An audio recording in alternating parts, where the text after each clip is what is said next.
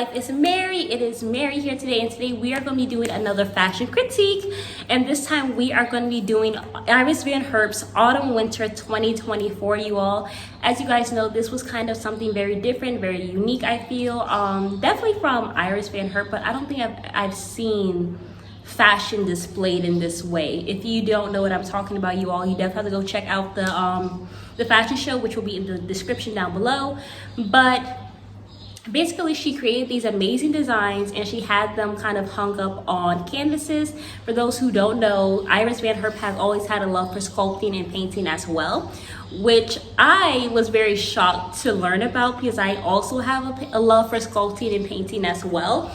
Those who don't know, I have been a fashion designer. I went to SCAD for fashion designing, and I also had a minor in painting as well. And I have really loved those two forms of art for sure. So with her, she wanted this collection to really be about kind of combining two things together, which for her, it was her love for painting and sculpting, and then also for her fashion designing. So she wanted to kind of evolve like as a fashion designer. So she wanted to, you know, not evolve as a fashion designer, but to evolve her style and everything. So she decided to kind of create this hybrid, as you will, which is bringing two things together, which is why you saw these garments displayed. They're kind of like I think she called them aerial sculptures, which basically means like art that's in the air. So she's blending these two things together. She does have her signature, you know, organza gowns that have the 3D printing as well. That kind of creates these very beautiful garments, which they are displayed on a sheer fabric as well. And, you know, some of the outfits I thought were really, really beautiful. You know, you kind of have these 3D printed pieces that are displayed on the sheer base for the dress. And then it kind of transitions into lace, that was one of the things that she really, really loved about this. So it was really interesting to see how that whole entire thing displayed. I thought it was really interesting to see how the garments were put on the canvas, because obviously it seemed as if she had actually kind of like not glued it, but she had kind of placed the fabric onto the canvas, as you will see in some of the designs that will be shown here. But yeah, without further ado, let's get ahead into the whole entire collection itself, which, let's just get into the collection. So she had a total of 5 looks. The colors were white, gold, nude, blue, and she also had brown as well. She had silhouettes that were really flowy. They were light. They were kind of poetic for me as well.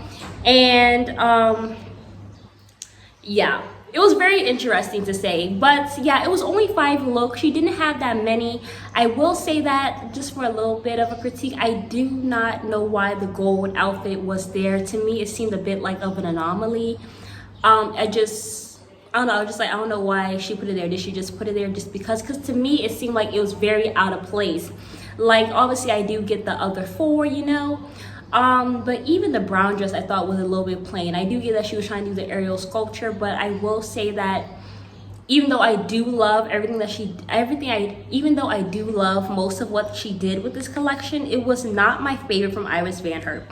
I do get that it is something very new, it's very fresh for her, that she's doing this in this way. So obviously I'm going to give her some leeway with that, but the gold dress should not have been there. I was just confused. I mean, am I the only one that was confused? And then it had like the wet hair look. I wish I had I couldn't really find information about what was the meaning behind the gold look. I kind of wish that sometimes, you know, because she does very short collections. Sometimes she will do, I think I don't know the most that she's done, but she's always kind of kept them short and sweet. You know what I'm saying? Not like a whole bunch of collections. Like, you know, some designers have like maybe 100 or 70, 80 looks. She usually doesn't have a lot. Sometimes she'll have like 20, which is a lot for Iris Van Herpe, I feel. But yeah, I just felt like the gold one did not need to be there. Now, I did love the, I guess we'll just go ahead and get into the looks. We're gonna go ahead and get into my favorite look, which it was this very beautiful white dress, which I even loved the makeup with it. It really kind of looked like it was a bridal Iris Van Herpe outfit. I did really love the the 3D printing technique that kind of transitions into the lace. I really did love all of the details. I even loved the little ear cuff that kind of transitioned into a veil. Totally, I would do something like this for my wedding, honestly. It's really, really beautiful. Obviously not exactly like this, but I also love that how the veil kind of transitions into sleeves as well. That was also very beautiful. And I love how the lace also kind of blends in with the canvas at the back. I thought that was very well done. It was my favorite outfit from this collection. Another one that I thought was really beautiful was this brown one. It kind of looks like it's a heart on her chest that goes down, and then it's kind of like you have like these little, I don't know, to me it kind of looks like a butterfly, like what do they call it, the chrysalis that the butterflies be in. It kind of looked like that, like the details on the dress itself, that's what it looked like.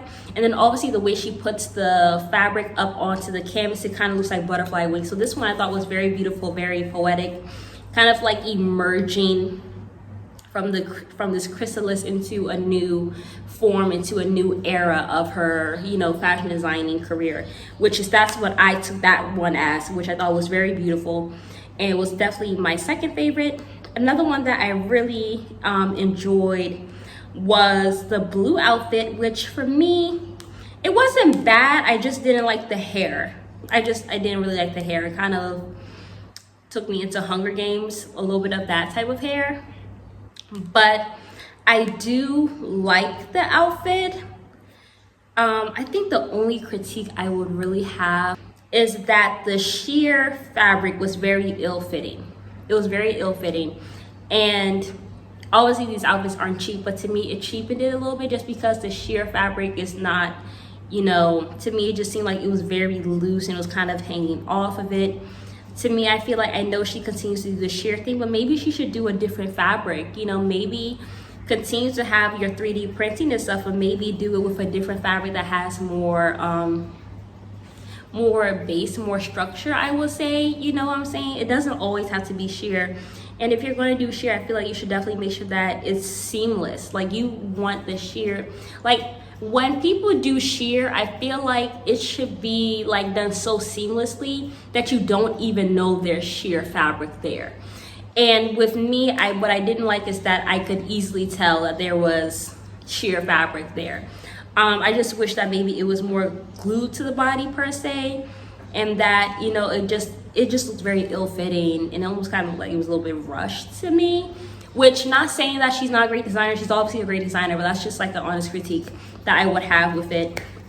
I do love the blue, but I did not like the hair. I do love, it kind of looks like a flower, all the blue fabric. I do love the fact that she's using bony for this beautiful sheer blue fabric. I just feel like with the blue, it was very obvious that the sheer fabric was kind of ill-fitting. But yeah, then she had this other one, which it was the brown one. To me, it just did not pop, it just blended in with the model skin. And I feel like with something like this, you kind of want it to pop out. She probably should have done like she should have had like a black model do this one, I feel. Because it just blended in with the model skin. And even the 3D printing that she usually does, it like blended in as well. It was like really, really clear. It wasn't like a white or like a black or a blue where you can obviously see the details. It was like clear like water. So for me, it was my least favorite. Like, it was the gold was my favorite, and then this one was my second least favorite. So yeah, but I mean, they're all beautiful dresses, but yeah, the gold one, I don't really have much to say. To me, it just seemed like she just threw this one in there. To me, it seemed very out of place. Even the hair seemed out of place. She looked out of place. If she was not on the wall with the models, I would not have been able to tell you that this was an Iris Van Herpe dress, if I'm being honest. But I do love Iris Van Herpe. I say everything I say with love. And I really do love the collection. I think it's always amazing when artists or fashion designers pull themselves out of their comfort zone and try to do something different. and try to continue to evolve, because I feel like it's always important, like even as a human being, as an artist, we want to continue to evolve and get ourselves out of our comfort zone and do something different. So for that, I definitely applaud her, and I absolutely loved what she did. You know, it's so hard to be original in, you know, especially in the art world sometimes, but to be able to pull off something original like this, I think is iconic, and I absolutely loved it. But yeah, out of 3 out of the 5 dresses I love. The other ones really weren't my favorite, but that's all I had to say. You guys, let me know down below. Do you disagree? Do you think that it could have been done better? Let me know, and let's get it popping in the comment section down below. But I'll see you guys on the next video. Please don't forget to like, share, subscribe, and let a friend know about this channel. Bye.